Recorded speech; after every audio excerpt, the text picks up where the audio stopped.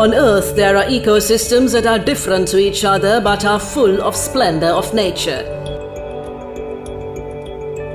This splendor, born in forests, mountain ranges, rivers, canals, shores, oceans and coral reefs, is a gift inherits only to the Earth. It is a matter for concern to witness gradual degradation of the beauty provided by nature to us due to human activities. Irregular disposal of plastics and polythene after use by global population has been identified as a major threat to the survival of nature. Plastics and polythene that came to be used since 1950 as a secondary outcome of production of fuel is manufactured using a chemical polymerization. An escalation in the use of plastics and polythene is witnessed after the 90s decade as the plastic products in the world are profitable. The annual production of plastics and polythene throughout the world exceeds 270 million metric tons. It is estimated that 88% of this amount remains on Earth, despite the balance 12% being recycled. But actually it is true that only 2% of plastics and polythene is being recycled. The practice of improper disposal of plastics and polythene after use has created many problems in the world. Almost in every country, disposed plastics and polythene form waste mountains. Rivers and waterways are filled with these debris. In addition, microplastic particles have created a severe problem. The amount of plastics and polythene that is released annually to the ocean is 8 million metric tons.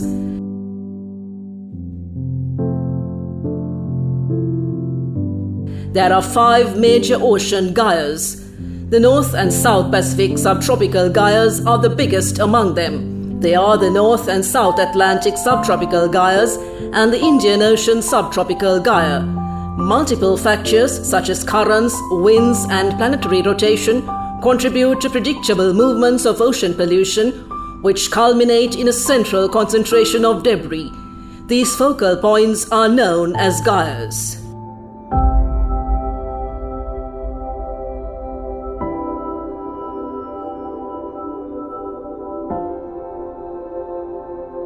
In August, several countries and organizations joining together held a conference focusing on the importance of taking action regionally on the conservation of nature from being destroyed by the current pattern of usage of plastics and polythene, and on the matters pertaining to the minimizing of the usage of plastic and polythene. The Centre for Environmental Justice represented Sri Lanka at the conference. The Bangladesh Environmental Lawyers Association, the Sahabat Alam of Malaysia, the Friends of the Earth Australia, and the ProPublic of Nepal are the other organizations that represented their countries. The Friends of the Earth Asia Pacific Organization was present at the conference representing the Asia Pacific region. One of the principal issues that both the developed and developing countries face today alike are problems created by the use of plastic used only once. The amount of shopping bags produced and issued daily for use is 2 million. 15 million lunch sheets are utilized per day. In addition, 45 million yogurt cups add to our environment. Particularly in Sri Lanka, in 2007, a prohibition of the use of polythene and plastics less than 20 micron in thickness came into effect. In 2017, the ban on burning of plastics in Sri Lanka was imposed. A request was made to the public to refrain from using polythene during festivals and general functions such as election campaigns. A ban on usage of regiform boxes or multi-sharing boxes was introduced by law. But unfortunately, this law did not come into effect in Sri Lanka.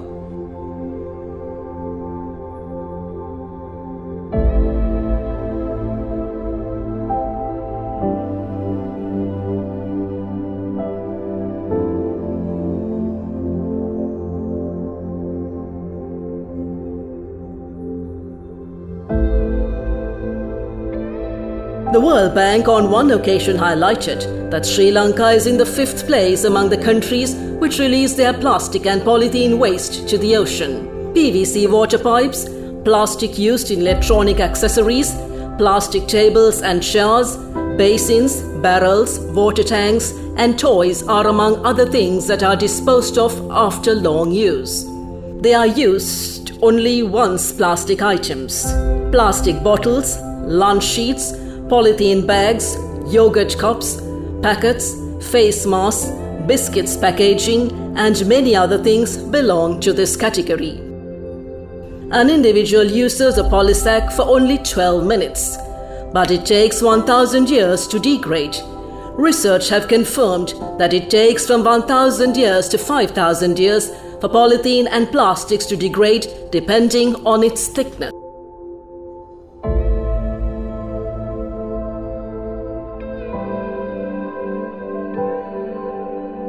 The government has decided to ban the production of several items as a first step to minimize the damage caused by the polythene and plastic products. Cotton buds and sachet packs, less than 20 grams puffed up plastic toys, plastic bottles for toilet cleaning liquid are included in the banned items. It has been made compulsory to indicate digit 1 to 7 on plastic bottles. It is your social and environmental obligation to refrain from using plastic items made only for once use. At the same time, it is the government's duty to minimize the use of such plastic items through legal measures. Plastics and polythene manufacturers also have a responsibility to recollect the plastic and polythene they produce and recycle them. All plastic that was added to this planet since 1950 remains somewhere in the environment in various forms. However, the plastic we dispose of will mix with soil or water and enter the sea. By now, there are 5 major ocean gyres. You may recall that in March, a huge amount of waste washed ashore. They all are visible plastic, but there's also invisible plastic in the form of microplastic or further tiny nanoplastic. Now, particles have begun entering our body, posing a major health threat to us. Accordingly, we have identified that plastic used once only is not an essential item to us. Let's take an example. Straw that we use to drink beverages is used only for a few minutes. We are of the view that it does not cause environmental pollution and throw it away improperly. But daily or monthly, more and more fresh straws reach the market in quantity of tons as a whole. They are distributed and we are not aware of their destiny.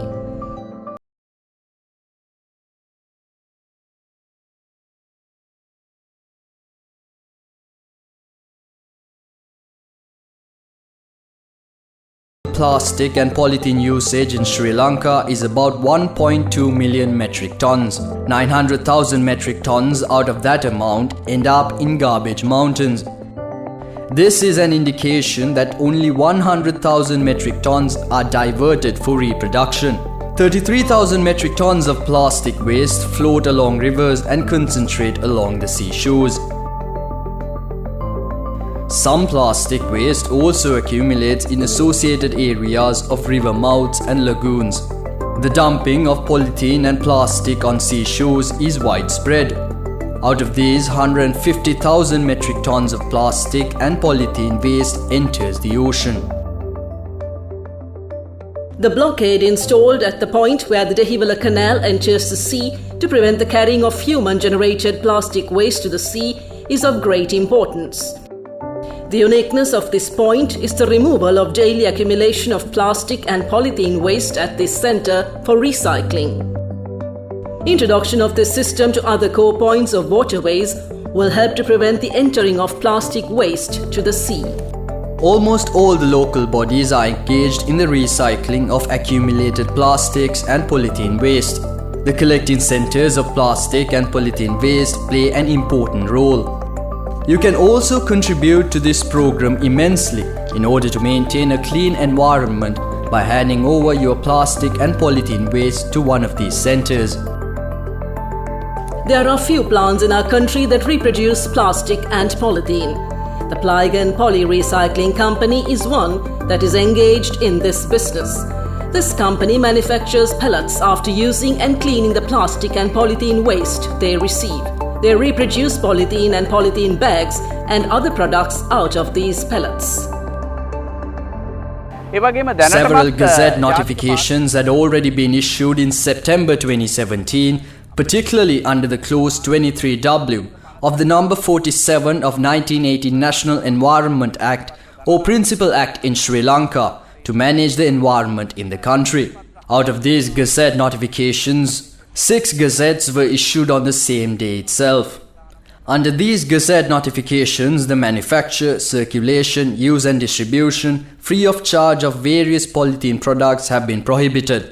However, there is one exception under the Gazette notification. Provisions have been made to allow, if the necessity arises, to use it for the production and wrapping up of medicine. There is no formal system for the disposal of these items. When this waste is added to the environment, it remains for a long period of time, causing great pressure on human beings. I am of the view we must focus on these issues seriously.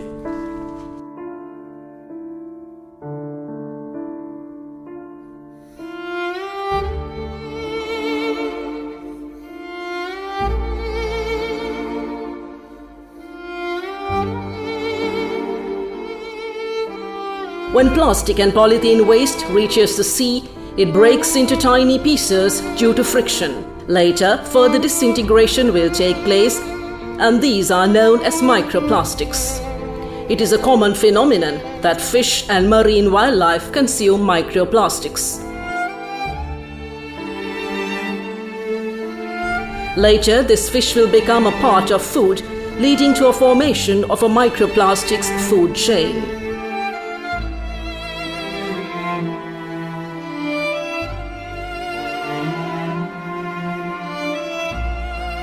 This has been scientifically proven after examining the stomachs of animals that died in the vicinity of the shores in the world. A large number of organisms in the globe lose their lives due to the consumption of microplastics, and human beings also subject to a massive detrimental impact as a result. People are always exposed to microplastic in the environment. This microplastic can enter our body through the skin, respiratory system or mouth.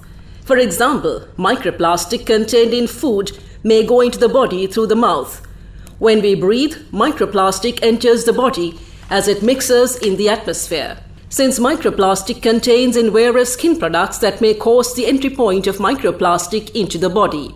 The scientific community ceaselessly focuses on health issues, particularly the ones associated with microplastic.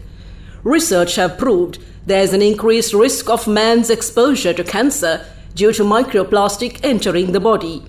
Further, there is a tendency of infecting ailments as a result of the impact on the immune system. Microplastic can also cause an increased impact on the nervous system.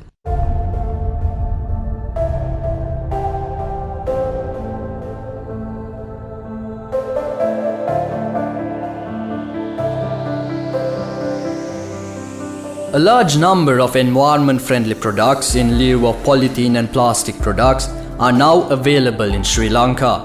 Products made of cane, matalu from coconut trees, kolapat from areca nut trees, timber toys, mats, ropes, bags made of weaving reeds and clay products are available in the market.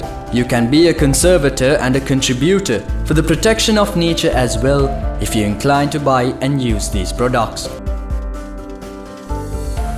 The conservation of priceless ecosystems gifted to us by nature is not only our paramount duty, but also a responsibility we have to bear today to help for survival and the well-being of future generations.